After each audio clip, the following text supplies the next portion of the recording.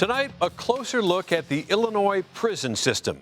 Taxpayers are now spending more than $1 billion a year on prisons here, among the most crowded in the country. A major reform effort is underway to reduce the state's prison population by the year 2025.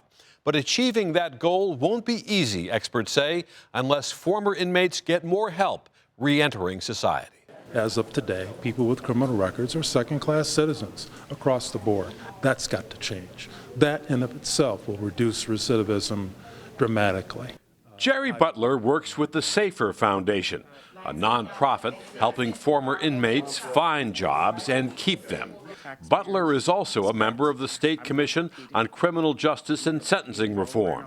At a recent meeting in Chicago, Butler noted there are 28,000 people on parole in Illinois. He questioned whether the system is effective. What are we getting for our buck? Roger Heaton, former U.S. Attorney in Central Illinois and chairman of the State Commission, said officials had to be careful. Half of the people we're letting out of prison might be a public safety threat, and we might want to have some people watching them more closely than we watch the average citizen in hopes of detecting it. Indeed, nearly half of those released from Illinois prisons are back behind bars within 3 years, according to the Department of Corrections. Two parole agents whose job it is to keep former inmates on the straight and narrow addressed the State Commission. Senior Agent Crystal Young said her biggest frustration is finding jobs for all the ex-cons on her caseload. They want to work and they're willing to work, but they don't have enough jobs out in the community that are apt to give them the opportunity to work. Parole officers say finding former inmates jobs and keeping them off drugs and alcohol are the keys to keeping them from going back to prison. 48-year-old Arnold Julian served 4.5 years for armed robbery. I was released from prison in February 2014, and I'm still in school right now. I have a job, and I'm still on level 1 parole. Julian said parole agents don't do much to help former inmates transition back into society. About 20,000 ex-cons a year return to Chicago after their release. Julian said the biggest challenge after leaving prison is finding work, and often ex-cons engage in illegal activity just to survive.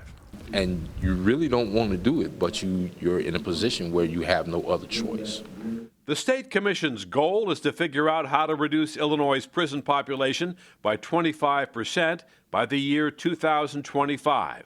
That won't be easy.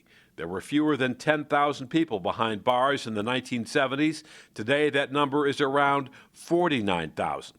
And the cost to house those prisoners has also grown from about $52 million in 1975 to $1.4 billion in 2015. Greg Sullivan, who sits on the commission, is executive director of the Illinois Sheriff's Association.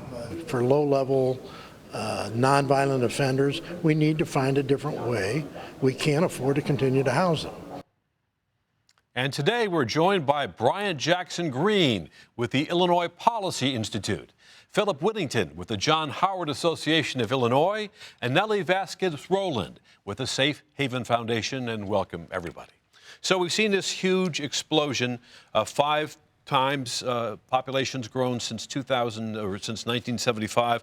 And Brian, what's the major reason for this big increase?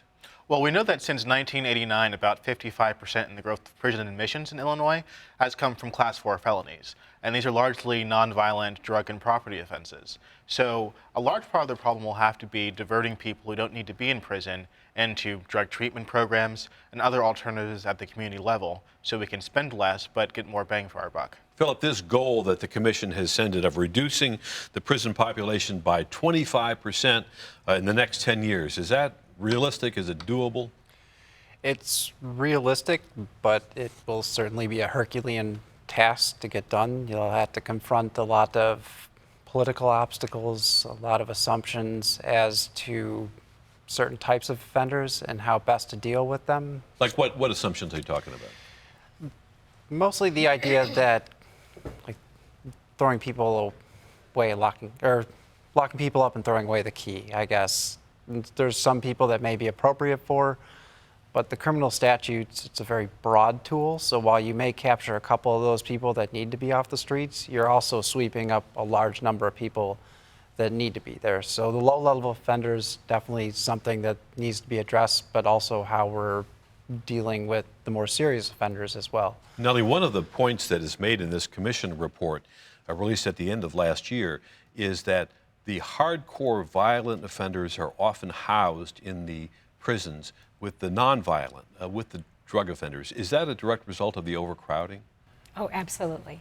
You know, they have nowhere else to put people, and the idea of putting nonviolent offenders with violent offenders, just perpetuates the problem and makes it worse. Yeah, what is the impact of that? I mean, when you mix these two population groups together. It's not good. It creates a host of security issues. It puts lower level people that have a relatively short time to serve in dangerous positions where they're sometimes housed with people that are never going home. Unfortunately, a couple of times in recent years, some inmates in these situations have even died at the hands of their cellmates.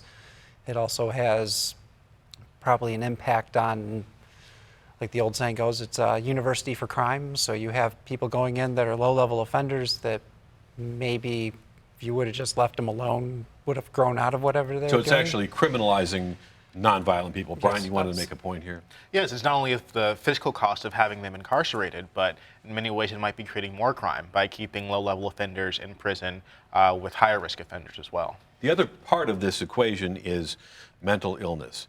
To what extent have Illinois prisons become warehouses for the mentally ill?